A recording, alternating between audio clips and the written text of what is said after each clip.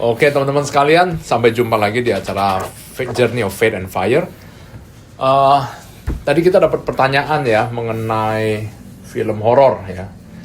Film horor, sebenarnya kalau saya sih nggak anjurin orang nonton film horor sih, cuman kadang-kadang ada nonton juga.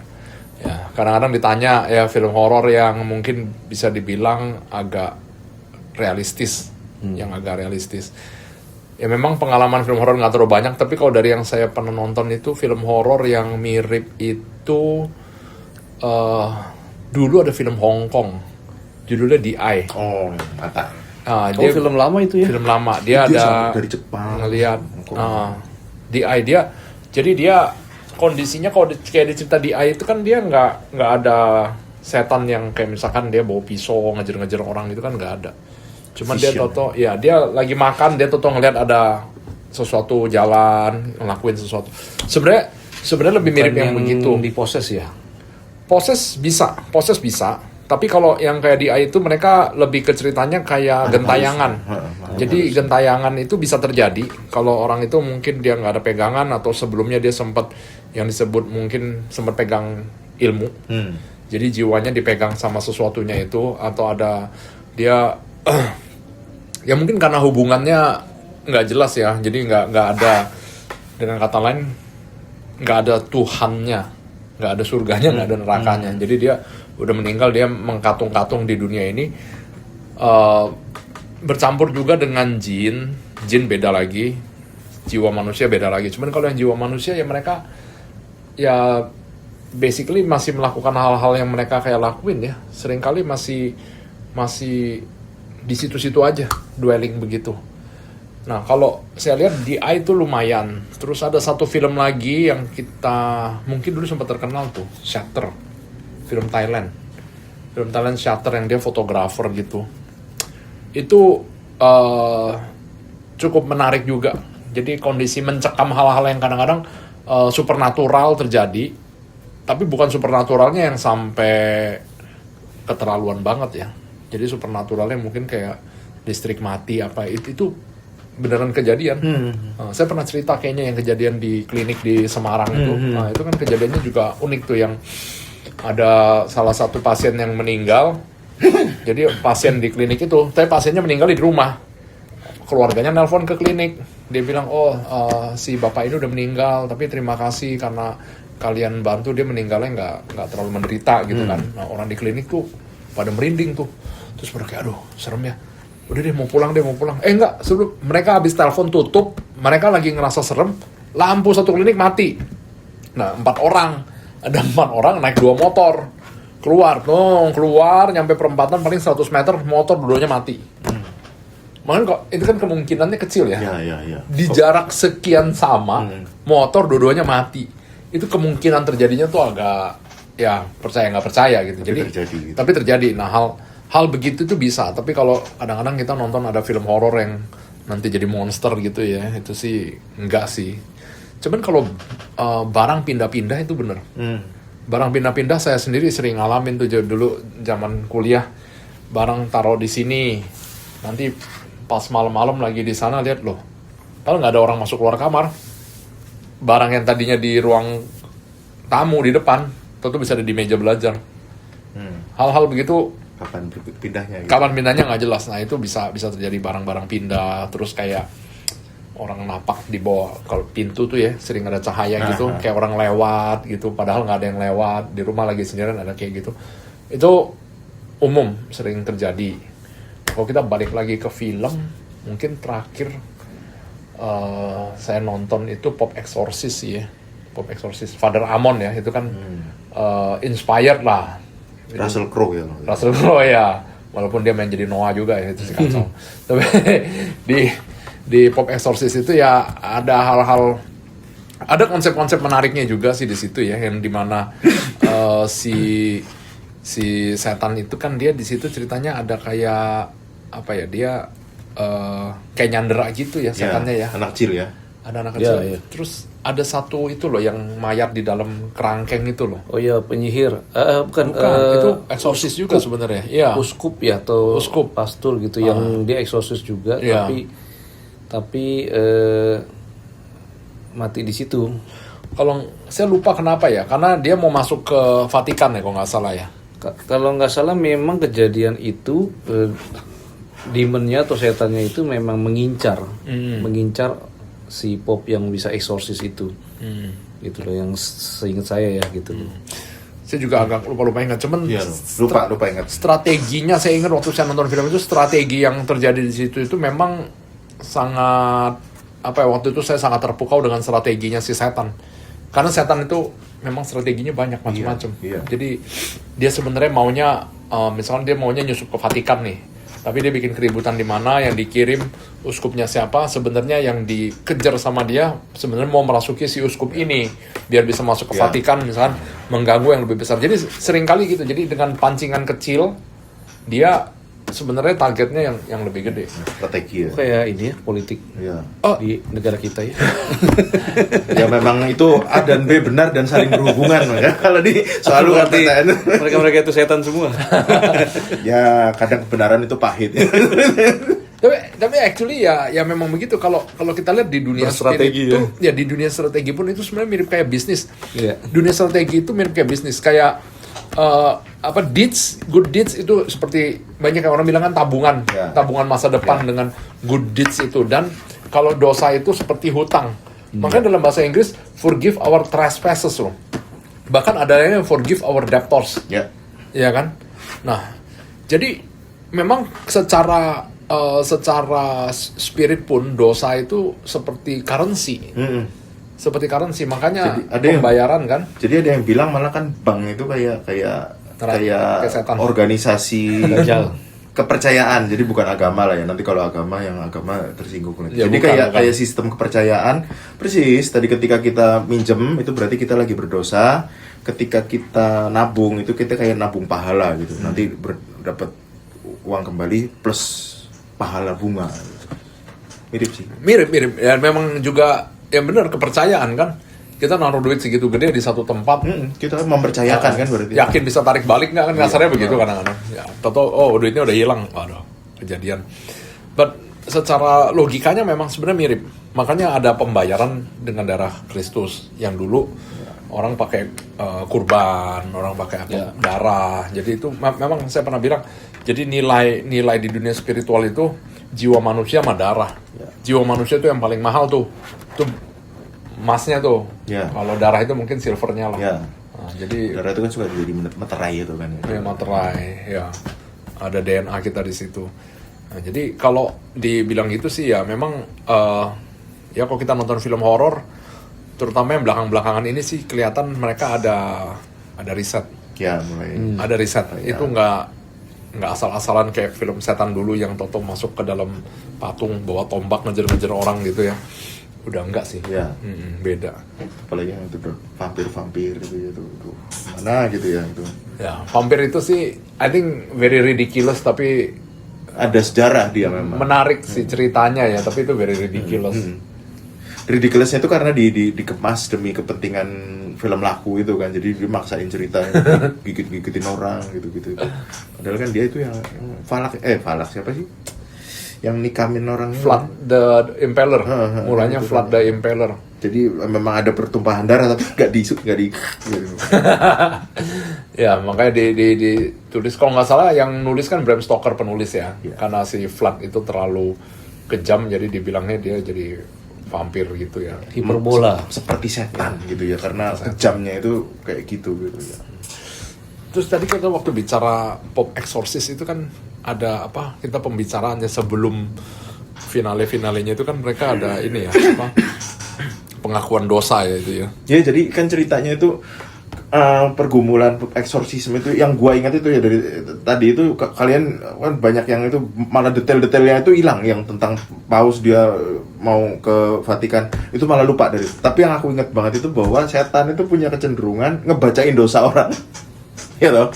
Jadi ketika mau itu mulai lu juga dulu pernah gini, lu pernah jahatin teman lu sendiri kan, sehingga jangankan orang yang kerasukan, si eksorsisornya itu ya sendiri kayak wah gimana gua mau bersihin setan sendiri, sedangkan gua sendiri punya kejahatan gitu, kayak kayak batu sandungan sekali dosa-dosa yang dibacain dengan tepat sama si setan itu. Iya. Tapi itu benar, memang kan di judgment itu kan ada masalah, ada penuntut, ada pembela kan. Ya. Kita punya pembela kita, tapi si setan itu sebagai penuntut. Ya, dia bacain terus. Supaya kita ingat. But in actually dalam kondisi eksorsis itu ya ada hal yang sangat penting kalau kita itu selalu meng-anchor diri kita pada Tuhan. Ya. Karena sekali kita berhubungan dengan makhluk itu mereka tuh tahu loh. Mereka tuh tahu kita punya track record, dosa kita, apa yang kadang-kadang masuk di pikiran kita. Iya. Jadi mereka bisa aja jatuhin kita dengan yang gampangnya kayak lu siapa, lu pendosa, sok-sokan ngomong begini. Nah, karena itulah kita datang on behalf dari Yesus Kristus. Dengan darah Kristus. Makanya di Bible pun tertulis, murid-murid Yesus bilang, dia panggilnya waktu Rabi ya. Rabi itu ada orang yang mengusir setan dengan namamu, harus kita usir nggak? Yesus bilang nggak usah. Makanya karena begitu keluar nama Yesus, yang mengkontak adalah si setan dengan Yesus nih. Kalau kita keluar dengan nama kita datang, habis. Setannya basahin semua dosa kita. Ada pernah kejadian. Ada pernah kejadian orang mau eksorsis. Ini orangnya saya nggak kenal persis, tapi teman-teman gereja ada yang tahu. Nah itu dia pas mau eksorsis, setannya ketawain, dia bilang kemarin lu berdosa, dosanya dibacain. Iya. Bener sih. Jamnya, terus kalau misalnya main zina itu dia tahu perempuannya kayak apa, terus itu dibacain detail itu rasanya nggak nyaman banget. Itu makanya kan kita juga suka kayak gitu kan, ketika kita tuh suka ngerasa kotor itu ya, ngerasa kotor itu kan bukan harus tentang perzinahan, enggak sih, tentang kita tuh kok dengki gitu ya rasanya hati ini sama orang ini gitu. Itu kan juga kayak ada ganjelan gitu ya, rasa-rasa dendam gitu-gitu itu kan juga ketika itu dirasain terus kita doa itu kan kayak nggak nyampe nih kayaknya doanya, mentok-mentok terus gitu di perasaan gitu. Kalau kita lagi doa sebenarnya tahu dengan adanya dendam dan segala macam itu sih justru menurut saya bagus justru. Karena di saat itu kita sadar akan sesuatu yang salah supaya itu bisa diserahkan, supaya kita bisa menyerahkan gitu, melepas dosa tertentu. Memang bagus, saya setuju, karena berarti kan itu kan alarm sense kita tentang rasa bersalah itu kan nyala. Masih ada. Repot kan kalau enggak kita habis ngejahatin orang terus everything's fine. Lo ngerasa enggak lah, gue baik-baik aja. Gue itu yang gawat sih memang itu ya. Saya kan sudah nyumbang. Nah itu gawat lagi itu. Tapi kalau lagi perang spiritual, nah itu menjadi distraction. Kalau lagi perang spiritual terus setannya ngomongin semua dosa kita, itu jangan ditanggepin. Karena kan yang di Exorcist yang film Indonesia juga persis ya, kayak gitu juga ya. Maksudnya nggak nonton gitu juga ya? Iya, yang kuasa gelap itu ya, yang itu juga dia bacain dosanya si pater yang dimainin sama Lukman, itulah itu siapa aku lupa. Jadi ada kemiripan gitu, ada kesamaan, ada benang merah dalam cerita eksorsisme itu. Jadi memang kayak kita itu memang kan kalau orang ya kita memang nggak mungkin suci sih, kita pasti berdosa gitu. Cuma untuk atas dosa itu tuh kita jadi susah untuk ngapa-ngapain itu, termasuk untuk menjalankan si pastor-pastor eksorsis itu untuk menjalankan perang ngelawan itu, sehingga dia perlu yang namanya tadi ngaku dosa itu. Dan waktu juga itu ya, saya sebagai orang Katolik itu ya kadang waktu sih perlu atau enggak gitu ya. Tapi ya kalau ngelihat film-film jadi kayak gitu tuh jadi ini mungkin ya. Jadi pengalaman dibacain dosanya sama setan itu perlu sesuatu yang kita lakukan dengan mengakui, terus ada tanggapan dari otoritas lah sebut saja gitu kan, dari gereja resmi itu, terus ya udahlah itu dosamu diampuni gitu. Karena kan itu nerusin dari Injil juga ya. Jika engkau mengampuni dosa, dosanya hilang. Tapi kalau kau menyatakan dosa orang ada, dosanya tetap ada. Mungkin ya itu masuk akal ya, karena dia hanya bisa ngejudge kita akan sesuatu yang masih kita pegang. Jadi dosa itu sebelum diakuin, sebelum kita mengakui dosa itu kan kita pegang. Nah, dosa itu masih kita pegang. Jadi si setan ini bisa bilang karena itu masih milik kita. Iya. Begitu pengakuan dosa, dosanya dilepas, si setan ini tahu you pernah berdosa itu.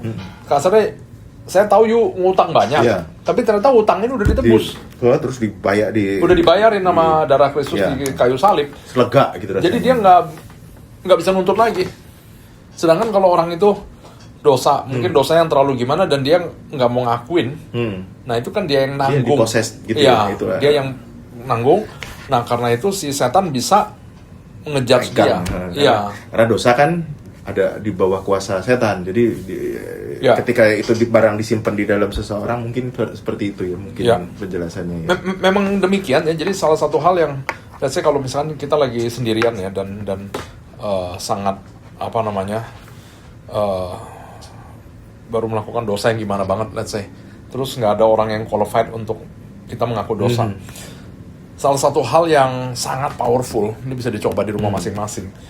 Dalam doa, kalau kalian bisa membayangkan aja udah cukup. Kalian bisa membayangkan dalam doa itu, you berlutut di bawah salib Yesus. Jadi Yesus disalib, you berlutut di situ. Terus semua dosa kita ini nih dimasukin dalam satu kotak, kasih ke Yesus. Tuhan ini, terima kasih udah membayarkan dosa saya ini dengan darahmu. Taruh di bawah kaki salib Yesus. Visualisasi aja dulu. Memang kalau saya sedikit beda kadang-kadang ya. Jadi, tapi ya kita bisa visualisasi lakukan itu ya. You will feel itu energinya bukan main gedenya. Ya. Karena apa? Kita mengakui. Ya. Kita mengakui darah Yesus itu membayar dosa kita, membayar hutang yang sudah kita buat, dan kita berikan itu dan kita lepas dosa. Karena kadang-kadang dosa itu lucunya ya, banyak dosa yang sebenarnya secara tidak sengaja mungkin kita nggak bisa lepas loh. Ya. Dan nggak mau lepas, maksudnya bukan nggak bisa lepas, nggak mau lepasin. Kayak misalkan a certain addiction, ya contohnya kayak perokok gitu. Goal gitu ya. Ya, addiction, ya kan, sesuatu yang nggak baik dan orang tahu, dan banyak orang addiction, ya saya aja ngerokok gitu kan. Itu kan sesuatu yang sebenarnya nggak baik, dan kalau kita telusurin secara dibilang dosa atau enggak, bisa jadi dosa loh. Bisa. Karena Apa aja bisa jadi dosa sih. merusak kehidupan. Iya, dan disebutnya kan Tuhan bertahta dalam tubuh kita dan menjadi bait Allah kan. Tapi saya masukin asap nih. Nah itu kan, jadi kalau kita ngomong secara kritis itu dosa loh. Dosa ya. Nanti Addiction yang buruk itu dosa. paling jawab nanti ada orang nakal kayak saya akan jawab ya rokok mati, enggak juga mati sih. Ya, we can always argue that. Cuman kita Dasar nakal gitu. Ya, kesannya terlalu rindu mau cepet-cepet gitu loh. Tapi ya, many things kalau kita ngomong soal dosa, itu berdosa itu mudah sekali. Ya artinya memang kita itu ya tadi itu kita berangkatnya dari ketika kita ngomongin dosa itu bukan berarti ada seseorang yang, kecuali yang kita imani satu orang itu aja yang nggak berdosa ya, sama emaknya lah satu ya, Mama Maria itu. Tapi kalau kita ya udah gitu memang itu. Tapi kita harus apa gitu kan, persoalannya itu kan kita. What now? Itu kalau dengan itu tuh kan dosa itu kan kayak penyakit kejiwaan ya. Jadi ada perasaan yang kita many times bisa kita namai. Misalnya dosa kita itu menipu, berbohong, berzina. Ada yang bisa kita namai, ada yang nggak bisa kita namai loh. Misalnya saya itu merasa benci atau merasa marah, tapi saya nggak tahu sebabnya gitu.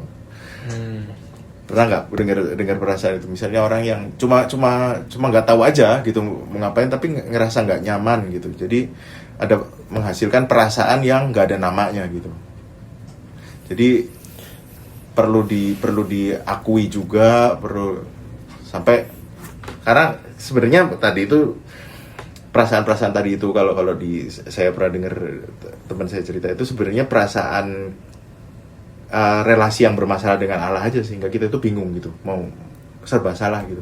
Nggak ada masalah, nggak ada persoalan kehidupan, tapi rasanya salah gitu, perasaan gitu tuh kayak cemas, gelisah. Tapi kan nggak ada objeknya gitu. Kalau misalnya, misalnya ada asteroid mau jatuh itu kan kita takut ya, tapi kalau gelisah itu kita tuh nggak tahu, nggak jelas, nggak ada sebabnya. Ada perasaan yang nggak bisa dinamai gitu. Ya, mirip seperti dosa. Yang penyebabnya nggak jelas gitu kan. Tapi kok secara spiritual itu sih kadang-kadang kita gampang ngomongnya. Lu lagi diganggu bro gitu. Diganggu siapa itu kan, just feel empty aja gitu. Kalau oke, gini. Kalau kita ngomong di dunia spirit itu sebenarnya kadang-kadang kedengarannya kayak terlalu lu terlalu mengada-ngada gitu ya. Tapi saya nggak malu untuk menyatakan itu juga.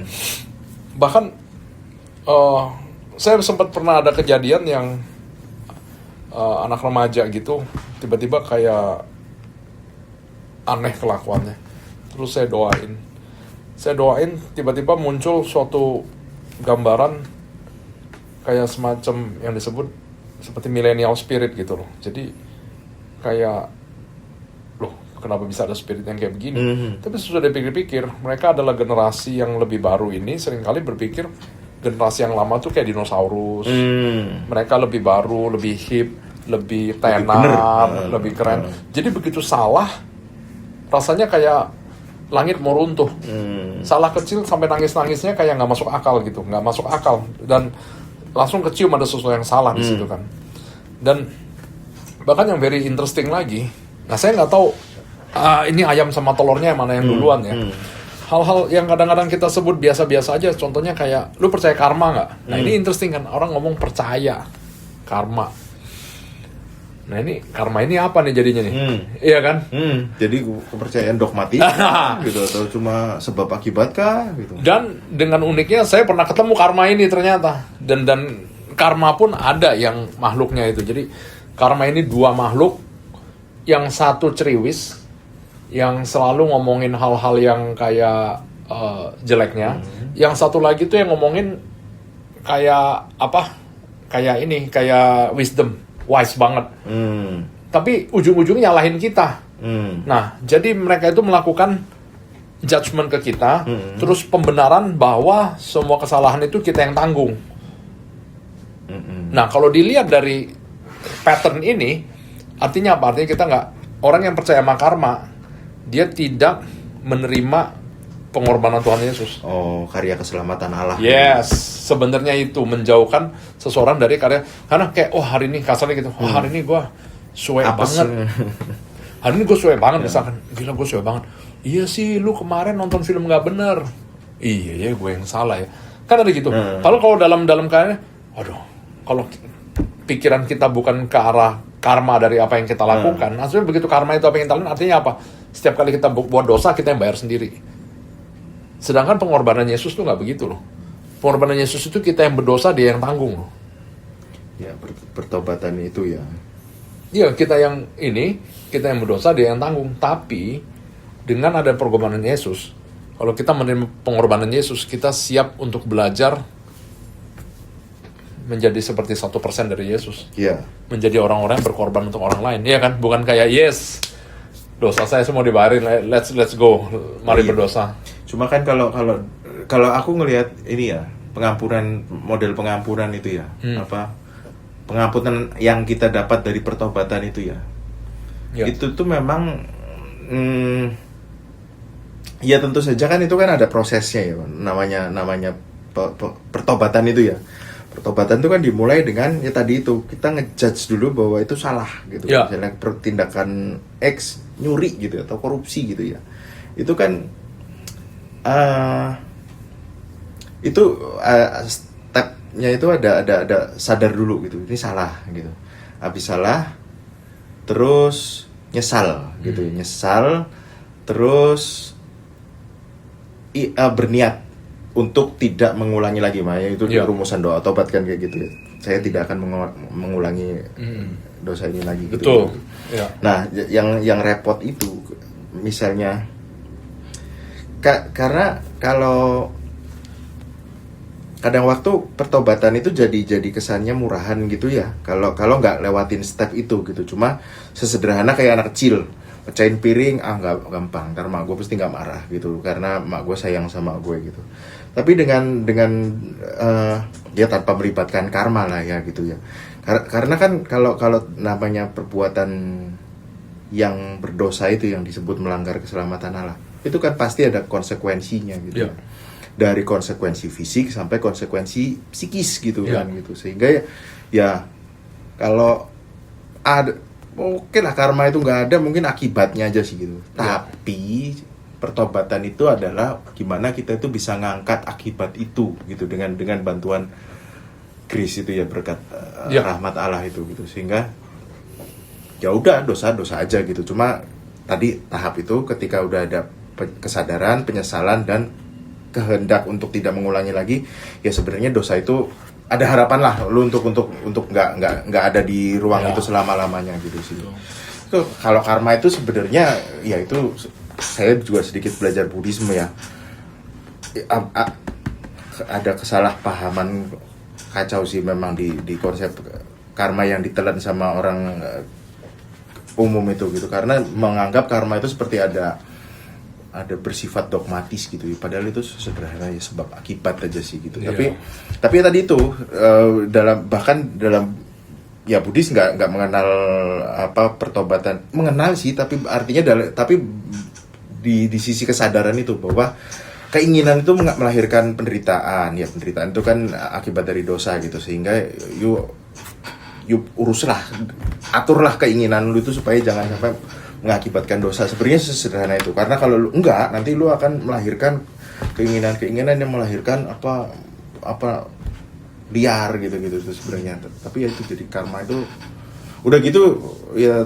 Kalau yang kau bilang tadi itu karma masih ada wisdomnya lumayan ya. Yang cilaka itu kan kalau orang bilang karma itu selalu buruk gitu, padahal ya enggak sih gitu. Karena ya kalau kita nginjek buntut anjing ya pasti digigit gitu ya. Itu sederhana itu, ya udah nggak usah bilang karma lah, itulah itu memang itu kausalitas. Oh, yang mau dilempar batu ya. Ya, itu kedapatan berzina. Ya, yang kalau berzina Yesus langsung mengampuni dosanya dan bilang sin no more. Ya, ada tuntutan di situ. Di situ diminta untuk jangan berdosa lagi. Nah, karena itu memang sudah sesuatu yang dibayarkan. Tapi kalau kita menerima darah Kristus memang dengan suatu bentuk kita tahu dan merasakan, I think sebenarnya itu merubah jiwa manusia dari dalam ya. Jadi itu yang dicari memang. Saya rasa mungkin kalau ada yang misalkan mengambil pengampunan ini secara granted ya, jadi maksudnya oke, sekarang kita bisa maksudnya orang tuh ternyata memandang hal begini untuk menjadi kesempatan untuk berdosa habis-habisan. Toh katanya dosanya pasti akan diampuni. Tapi kalau menurut saya, kalau dengan sengaja udah tahu itu dosa dan diulang terus, I just don't think itu wise ya. Dan yang menjadi masalah adalah hubungan kita dengan Tuhan. Ya, dan sesama. Ya. Kalau menurut saya dalam bentuk spiritualitas itu sebenarnya salah satu hal yang paling penting, bukan salah satu hal yang terpenting, itu adalah hubungan kita dengan Tuhan. Ya, relasi dengan Allah. Relasi dengan Allah, untuk dalam setiap postur hidup kita menghadapi masalah keluarga, masalah pekerjaan, atau jangan pernah lepas postur dengan Tuhan. Nah, itu makanya ada yang bilang kayak, saya kalau di rumah gini, tapi kalau lagi di kerja begini. Nah, ini artinya ada sesuatu yang perlu dibenahin, karena dia topeng yang satu dekat dengan Tuhan, topeng yang satu nggak dekat dengan Tuhan. Nah, itu artinya sudah ada sisi yang seperti yang ditanya sama Yesus, oke, kamu udah melakukan 10 perintah Allah, kalau gitu jual semuanya ikut saya. Tapi ternyata kekayaan saya begitu hebat.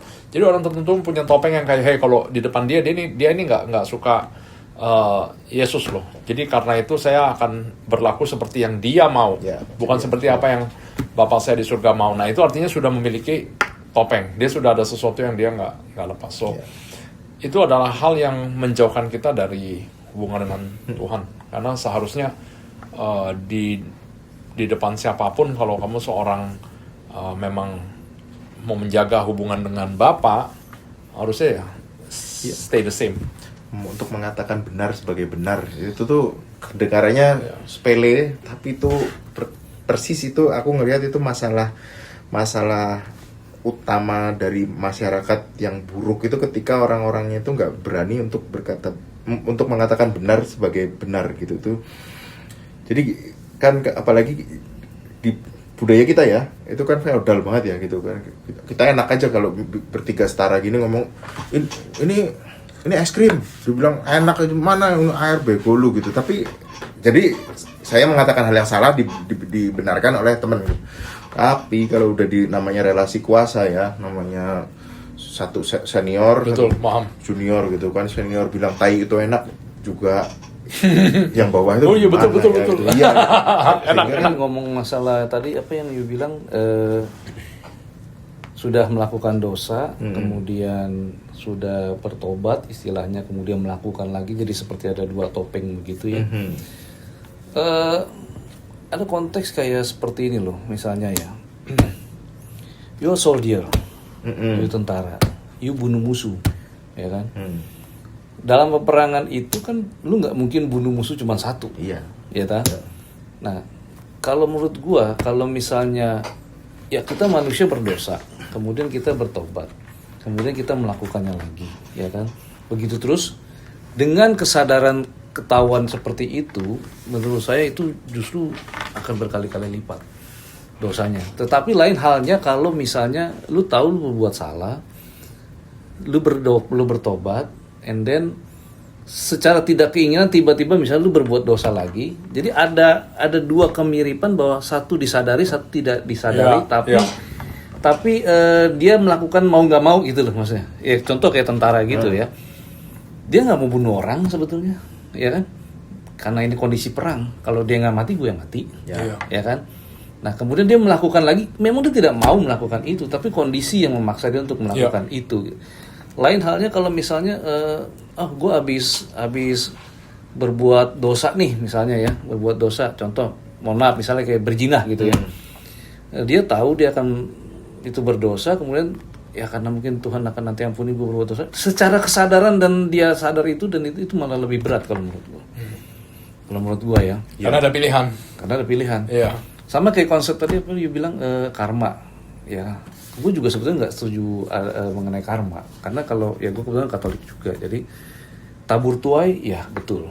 Jadi misalnya kita ngomongin jelek tentang orang, lama-lama Lu akan dianggap sebagai ya kita akan gosip, begitu ya, karena perbuatan kita, bukan Itu tabur tuai ya. ya, bukan sengaja Tuhan kasih lu karma jelek nih, coba lu ngomongin orang terus Tuhan kasih nih lu Karena memang basically memang dihukum karma, gitu misalnya. karma yang dari bahasa sononya itu juga memang nggak ada peran serta Tuhan sih, memang karena Tuhan tidak pernah melakukan itu tabur tuai atas gitu. kelakuan kita. Cuma memang kalau kejebak sama karma itu jadi memang iya sih, cuma Ya. muter-muter jadi gitu. Tapi kalau ada peran pengampunan dari Allah itu persis adalah untuk lu itu bisa ngelepasin bantuan Iya. untuk ngelepasin. Sama juga kayak eksorsis tadi, kan ngaku dosa dulu pasturnya. Tadi kan karena manusia segala sesuatu yang dijalankan dengan keraguan, apalagi setan tahu aib kita. Iya. Nggak usah setan, kita ngomongin aib you aja misalnya ya kan, itu kan juga udah merupakan suatu hancur. kehancuran dan ketakutan sendiri, Ya. ya kan. Nah, Tuhan kan juga pernah bilang, gua nggak tahu Tuhan maksudnya gimana. Kalau lu mengampuni dosa orang, dosa itu akan diampuni, Ya. ya kan. Tapi Ya. kalau lu sendiri ragu karena ketakutan akan dosa lu, ya dia nggak akan keluar setannya dari situ juga. Kalau mau eksorsis kayak gimana, Iya, betul nggak? itu harus dikeluarin gitu, Ya. kita bendain gitu kan, kita ngomong confess itu kan kita membendakan kan, tiba-tiba yang itu tuh ada jadi kayak ada bendanya gitu, terus kita serahkan gitu, terus diambil sama Tuhan gitu, That's very powerful. diambil terus dikasih sesuatu yang baru namanya pengampunan dan Karena keputusan. kalau di Alkitab juga kita baca kan, Tuhan nggak pernah nggak mengampuni dosa manusia. Pasti ya, Ya kan? Cuman tetap hukuman harus jalan. Ya kan? Gue maafin tapi hukuman tetap jalan, Iya, ya kan? bukan hukuman sih, iya, Penitensi lah, konsekuensi, atau konsekuensi lah ya. Benar. Maksudnya Hukuman itu kan bahasa lanjut ya, jadi kayak sesuatu. kayak kalau dunia nyata ya mungkin persidangan. Ya kan? Oke, gue maafin lu tapi lu tetap dihukum gitu kan. Dan itu sifatnya sama sekali bukan balas dendam dari Oh iya, Allah gitu. iya, Itu setuju. benar-benar ya itu akibat gitu. Ketika ini gue jatuhin gitu kan, ya memang akibatnya nggak mungkin dia mencolot ke sono gitu. Memang hukum gravitasinya itu kayak gitu. Bukan kenapa-napa. karena memang kita harus apa ya istilahnya ya contoh lah kayak orang mandi kali ya mungkin Ya. nanti kotor lagi gitu. Ntar kotor lagi, ntar mandi lagi. tetap lo harus mandi Iya. however ya kan sikat gigi juga sama kan. Susahnya ngomongin dosa itu di situ sih. Jadi ketika kita bilang kita tuh dituntut untuk jadi orang nggak berdosa, nanti orang-orang yang apa ya gimana ya, yang realistis lah gitu. Ngomongin bersih dari dosa itu omong kosong lah, kayak lu apa bersih dari dosa. Udahlah nggak usah itu bla bla bla bla kayak gitu kan, biasa kan pembicaranya tipikal ya. Jadi jadi kayak kalau ke situ biarin, jadi akhirnya kan langsung udahlah kita relatif aja lah dosa bener hidup bener sama nggak bener itu relatif aja gitu, tergantung kebutuhan. Jadi nggak, kesimpulannya ya udah nggak usah menolak dosa gitu, nanti akhirnya pasti nanti ke sana. Sedangkan posisi kita kan ya harus kita tolak gitu, karena dosa itu kan upahnya maut ya. Upah dosa adalah maut. Maut itu bukan hanya maut badan kita mati, tapi jiwa kita yang mati gitu. Ya, itu betul. yang harus kita lawan gitu, karena emang enak hidup dalam rasa bersalah, kehancuran yang diakibatkan oleh tindakan dosa itu emang enak gitu. Ya harus dilawan memang gitu. Bahwa kita cenderung jatuh dosa lagi ya kita cari cara lah. Kita kan katanya makhluk intelijen. Itu sains lagi dong. Tapi ada hal yang cukup menarik kalau kita lihat dari sisi spiritualnya ya. Itu waktu pertama kali saya dapat penglihatan itu ya, itu energi yang masuk tuh gede banget. Itu 1 minggu saya dicicipi rasanya untuk merasakan jadi orang yang mungkin bisa dibilang tidak berdosa. 1 minggu. Jadi itu 1 minggu itu saya benar-benar merasa aneh banget. Jadi saya kemana, diapain sama orang, gak ada sedikit pun marah, gak ada sedikit pun kayak lu gituin gue, gak ada sama sekali. Terus mau kondisi sampai seburuk apapun, tenang. Kemanapun pergi, pengennya ngedoain orang. Saya waktu baru masuk lagi, kan waktu itu kan saya lagi di Semarang ya, terbang naik pesawat, nyampe ke Jakarta, masih di tol dekat Ancol situ, saya nengok ke kiri, saya ngeliat kayak ada kabut. Saya bilang, kota ini memang butuh didoain.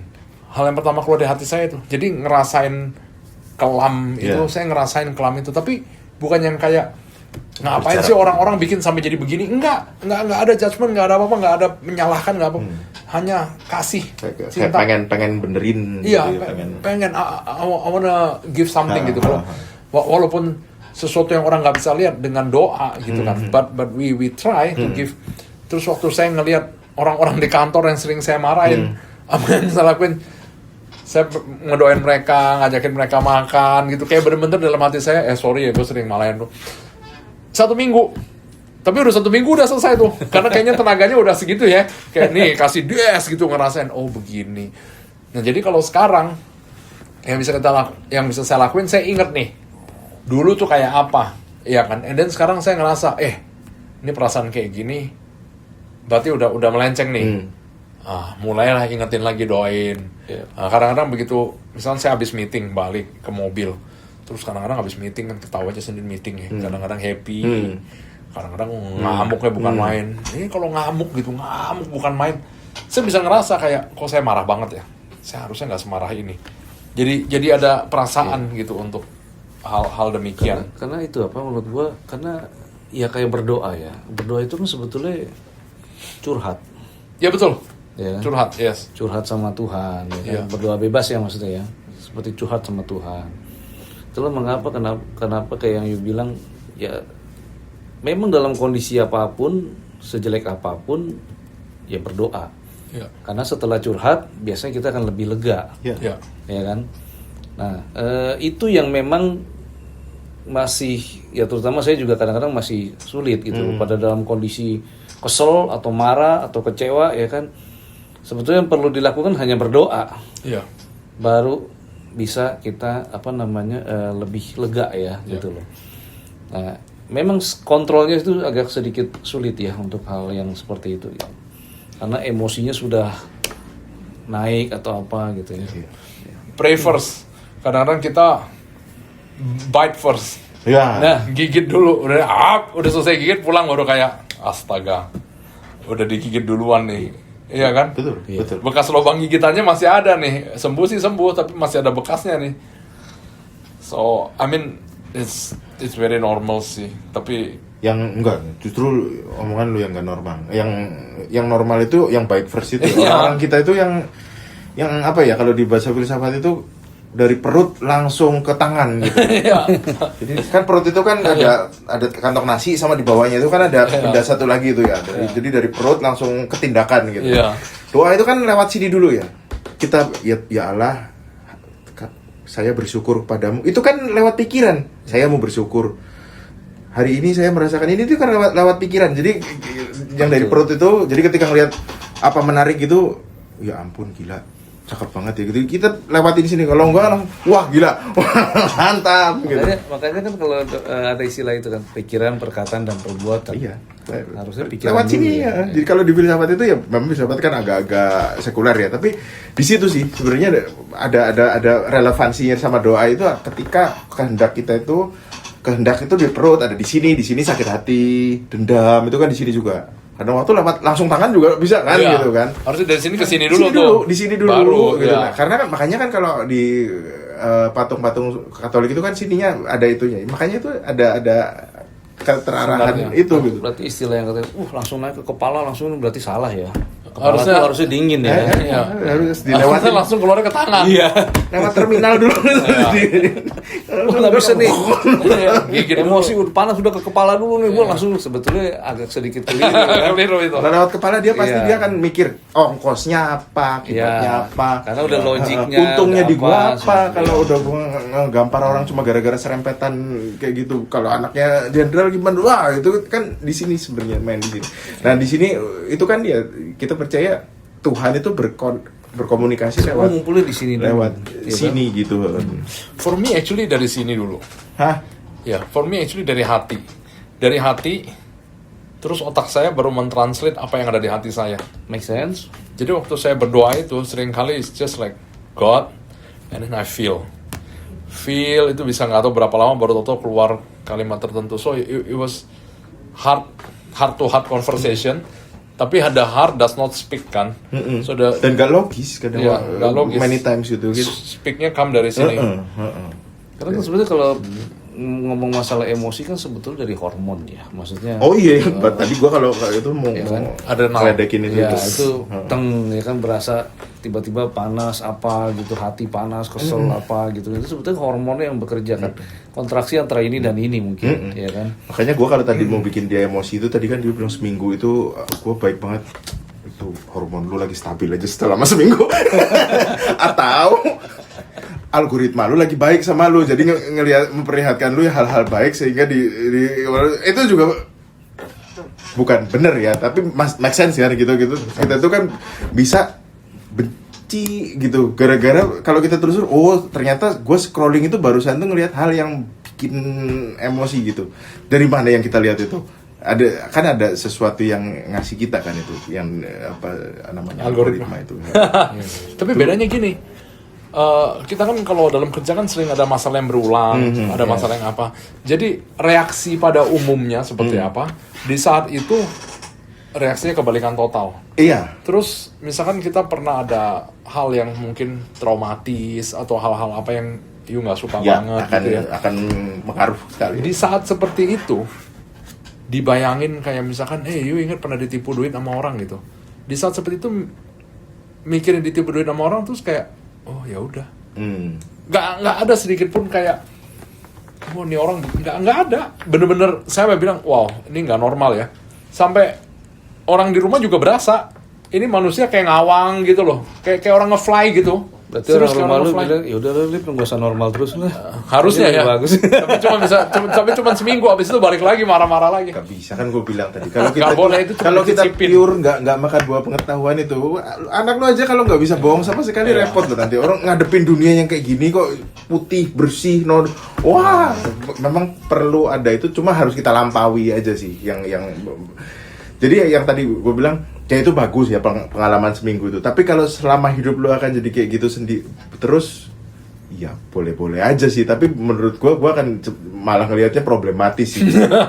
Lu nggak bisa ngatasin sesuatu gitu yang mana lu perlu kadang waktu kan perlu kepuasan juga yang penting kita lampaui. Lampaui itu artinya ya tadi itu harus rasio lu itu tetap jadi panglima gitu. Rasio itu artinya ini bijak nggak ya gua lakukan ini ya, kalau gua apa misalnya gua damprat atau gue melakukan hal yang keras itu nanti rasio itu main di situ gitu. Hati itu kan karena Tuhan pun, Yesus pun juga ingat kan yang waktu cerita tentang dia obrak-abrik pasar di depan bait Allah itu kan dia juga menunjukkan apa ya, kemarahan mungkin ya kan, yang apa namanya, tapi itu kemarahan yang harus diperlukan. Kemarin yang tadi lu bilang itu fenomenal itu memang itu. Iya, maksudnya Yesus pun juga kan sempat marah atau obrak-abrik yang pasar di depan Allah kan. Itu pun Yesus juga kan mengakumulasikan itu yang tadi you bilang itu. Iya, jadi memang bukan asal marah, dia memang marahnya itu rasional gitu. Jadi kita bisa paham banget gitu. Marah yang harus. Betul itu. Itu sangat simbolis kalau saya lihat peristiwa itu kan dia kan ada di mana, di bait Allah. Kan ada di mana ya, di Alkitab bagian mana itu saya kan nggak hafal ya. Bahwa tubuhmu adalah bait Allah gitu kan, pernah ada ya gitu. Jadi bait Allah, Yesus marah di bait Allah. Karena apa? Karena peristiwa perdagangan di bait Allah gitu. Di rumah bapaknya. Yang mana harusnya perdagangan itu nggak dilakukan di dalam bait Allah gitu. Itu kan kita balik lagi ke tubuh kita. Kita pernah nggak melakukan perdagangan apa? Maksudnya gini sih sebenarnya sih. Jadi kalau kan ada orang itu yang cuma mau bisa berbuat baik, tapi milih gitu. Ini kalau gue berbuat baik sama orang ini, untungnya apa ya buat gue ya? Nah, gitu tuh kan, jadi itu kan dagang ya, Nawar-nawar. dagang ya. Nah itu sebenarnya itu simbol itu sebenarnya mau menganalogikan itu sih. Kenapa lu menjadikan bait Allah jadi sarang penyamun ketika tubuh lu itu yang lu gunakan untuk berbuat baik itu lu transaksiin gitu loh untuk itu. Sebenarnya itu dia mau nyimbolin itu kuat sekali itu dia. Dan itu menarik ya, menurut gue itu menarik ya. Dengan pemahaman pikiran manusia-manusia pada saat itu ya, terutama murid-murid Yesus ya. Pada saat Yesus mengobrak-abrik itu kan Yesus marah yang harus tadi lu bilang kan. Tapi di situ kan murid-murid Yesus ketakutan. Iya, takut lah itu, gila itu. Kemarahan yang dianggap manusia pada saat itu adalah terbalik. Harusnya pada saat itu gue maksudnya gini, waktu Yesus ditangkap Getsemani, umumnya orang-orang pasti akan marah, ya kan? Tapi Yesus tidak marah di situ. Justru dia marah pada saat di bait Allah itu. Ya kan? Persis yang Yu bilang itu, Yesus itu melakukan hal yang nggak lumrah gitu, karena yang orang kan sudah melumrahkan peristiwa perdagangan di situ itu kan, persis kayak kita gitu. Jadi ketika gue ngomong, gue itu pengen lu punya temen yang tulus gitu, yang orang yang apa bener-bener itu, mana ada sekarang orang tulus gitu, orang pasti temenan ya mau untungnya aja gitu. Nah berarti kehendak Yesus atau kehendak gue yang mengharapkan ketulusan itu justru nggak lumrah, sehingga jadi itu orang murid-muridnya sendiri kan kalau di film Susan itu kan panik semua kan, waduh Yesus apa ya, getting mad apa ya istilahnya, di menggila lah gitu, ada yang nyeletuk begitu muridnya itu, karena memang itu. Dan tapi itu argumen Yesus itu penting gitu, dan dia nggak nyalahin peristiwa perdagangan, cuma kenapa bait Allah lu jadiin tempat itu gitu, yang mana kan perdagangan hal netral ya, bukan hal jahat ya, tapi itu bisa jadi jahat. Kita lihat aja oligarki gitu ya, itu kan sebenarnya kan berawal dari perdagangan kan, orang jual hasil tambang, jual sawit, itu perdagangan. Kenapa bisa jadi jahat? Yang kita tonton film Pesta Babi, kita lihat postingan tentang binatang-binatang yang kehilangan, itu kan jadi evil gitu ya. Nah itu tuh akarnya dari mana? Ternyata ya itu karena kita memperlakukan hidup kita itu sebagai per se gitu ya, apa adanya, sebagai dagangan doang gitu, padahal nggak gitu loh, sehingga ya dia marah lah gitu. Jadi simbolis kuat sekali itu sih peristiwa itu. Ya maksudnya tempat berdoa jadi tempat bikin cuan kan, tempat jadi tempat berdagang. Berdagang itu kan kita kayak untuk nego kan. So basically saya ngerti maksudnya Jeffrey ya. Jadi kita yang misalkan what if Di saat yang seharusnya kita berdoa, menyembah Tuhan, Pikirannya. tapi yang dipikirin malah berdagang nih. Ya.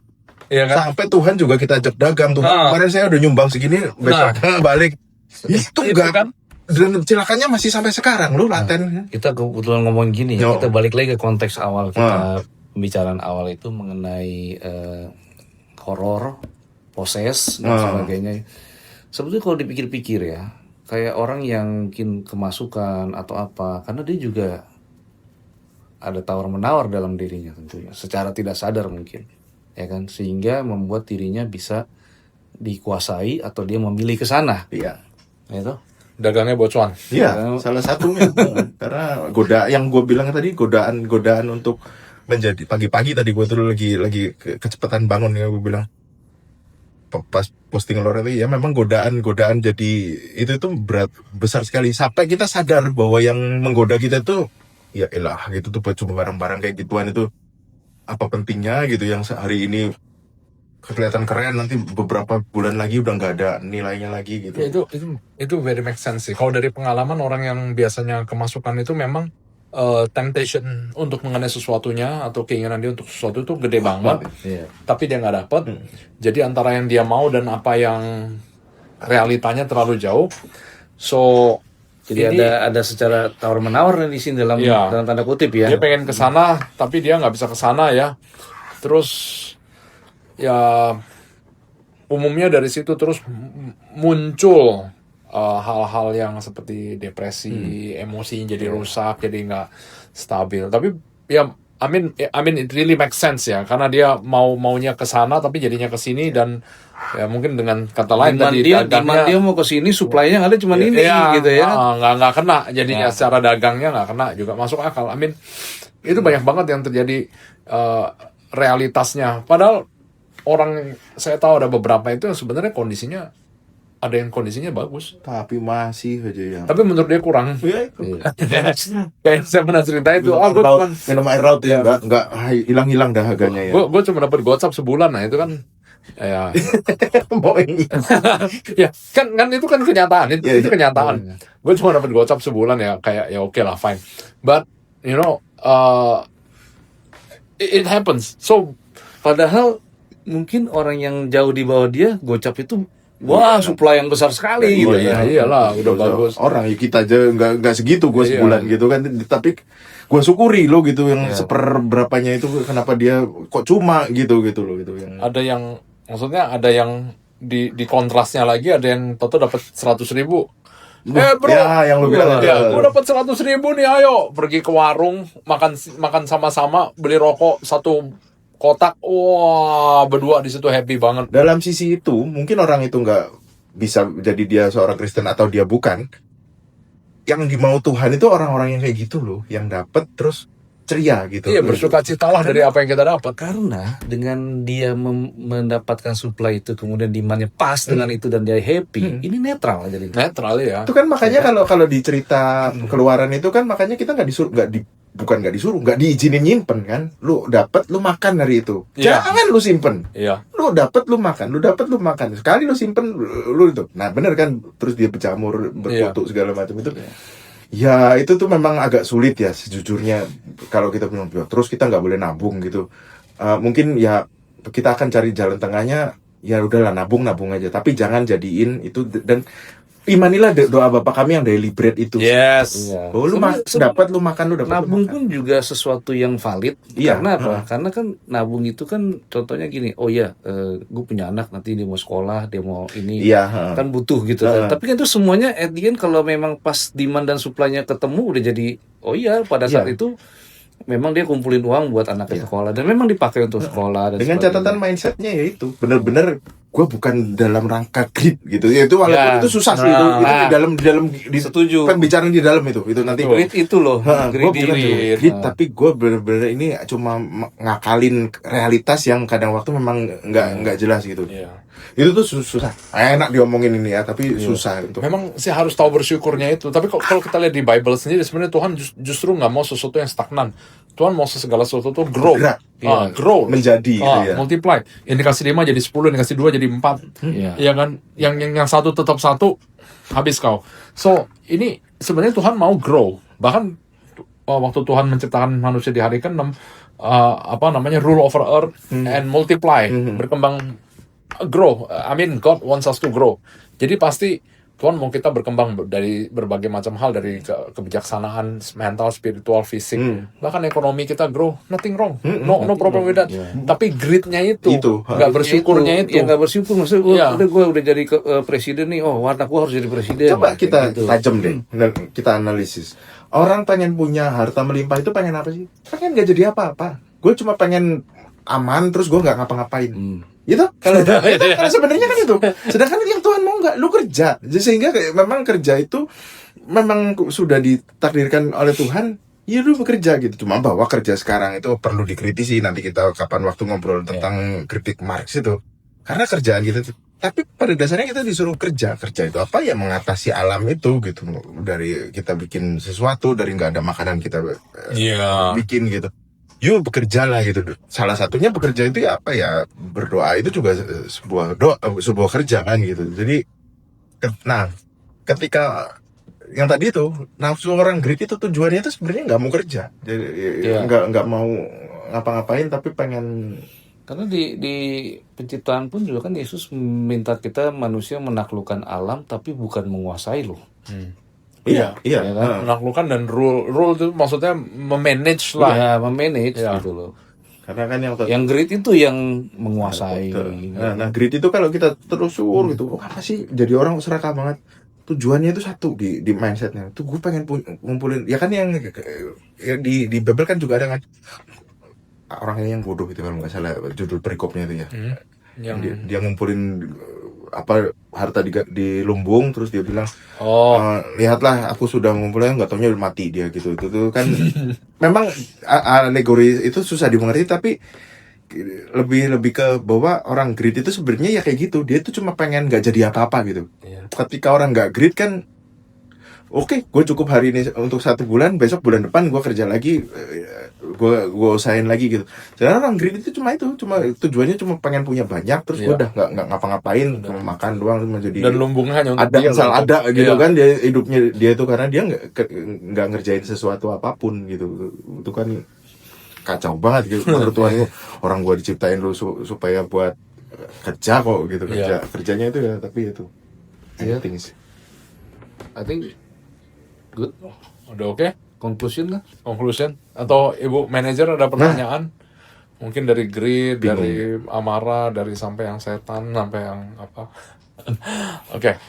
So conclusion, I think dengan kejujuran kita ya, dari hati kita, kejujuran dari hati kita untuk dekat dengan Tuhan melalui kita confess dalam mengaku dosa, dengan percaya pada Kristus, maka kita akan menjadi lebih kuat, nggak gampang diganggu oleh pintu-pintu seven sins itu yang mengganggu jiwa kita dari dalam ya, sampai ke kelakuan, merusak relasi dengan Tuhan.